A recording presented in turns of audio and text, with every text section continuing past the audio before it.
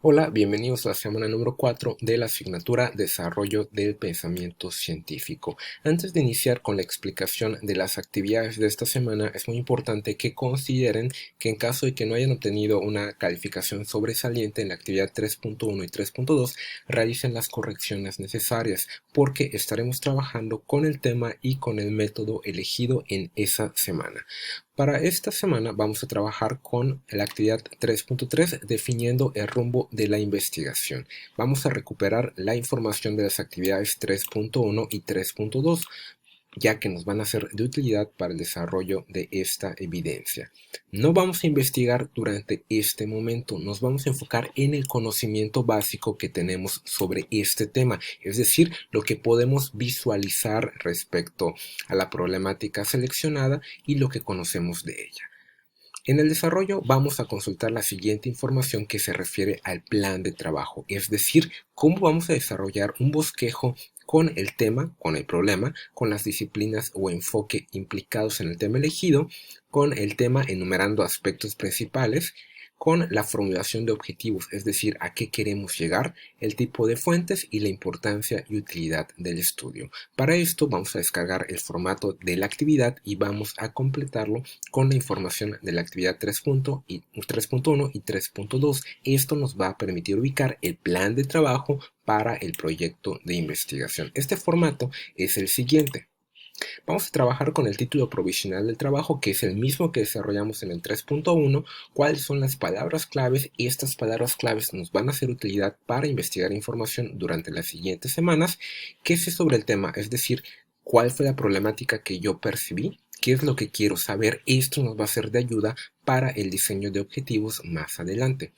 Vamos a seleccionar la exposición de motivos, es decir, por qué lo quiero estudiar. Muy importante, vamos a trabajar con elementos argumentativos. No vamos a poner únicamente porque me parece muy interesante, ya que no estaríamos desarrollando un argumento. Vamos a explicar. De igual forma vamos a trabajar con los enfoques implicados, es decir, qué otras ciencias pudieran estudiar el tema que yo estoy abordando. Ejemplo, si estoy hablando sobre la prevención y el cuidado de las mascotas, puedo analizarlo desde el aspecto social, pero también pudiera incluir el aspecto biológico, es decir, cómo estas mascotas sufren enfermedades debido al abandono, etcétera. El cuestionamiento histórico, es decir, de qué tiempo para acá ha sucedido el abandono de las mascotas, y van a hacer exactamente lo mismo pero con su tema. ¿Cuáles son los aspectos principales del tema? ¿Cuáles son los objetivos que se pretende alcanzar?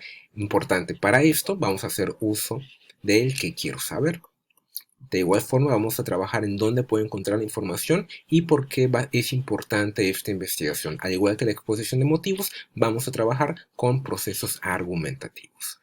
Muy bien, entonces para esta semana, para esta actividad vamos a desarrollar esta primera actividad. La guardamos con la nomenclatura correspondiente y lo enviamos para su evaluación. Recuerden que estamos en el diseño de un proyecto de investigación, por lo tanto nos vamos a centrar únicamente en la parte medular, en la determinación de procesos. Bien, la siguiente actividad de esta semana es la actividad 3.4. Consulta y organización de la información. Ahora sí, vamos a investigar.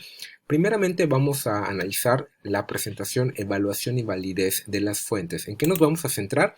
En cuáles son las fuentes de información que podemos utilizar, primaria, secundaria y terciaria, en dónde las puedo encontrar. ¿Cuáles son los criterios para determinar si la información es válida? El primero es la actualidad, tener información de 5 años antes a la fecha. Estamos en 2019, podemos ubicar información que parte del 2014. Lo mismo en cuestiones de Internet. La objetividad, en el caso del material físico y digital. La exactitud. La autoridad, es decir, quién emite esa información. Y vamos a trabajar con las fichas bibliográficas. ¿Cuáles son los elementos que debe contener la ficha bibliográfica partiendo del material físico y el material digital? ¿Cuál es el formato que deben de utilizar para estas fichas? En el caso de la ficha de internet, acá hay un ejemplo, solamente es completar dicha información. Y las fichas de trabajo, que en un apartado van a tener el tema y contenido, y en el otro el nombre, el libro material o la dirección electrónica, y la información que podemos agregar a cada una de ellas. Muy bien, ahora vamos a investigar.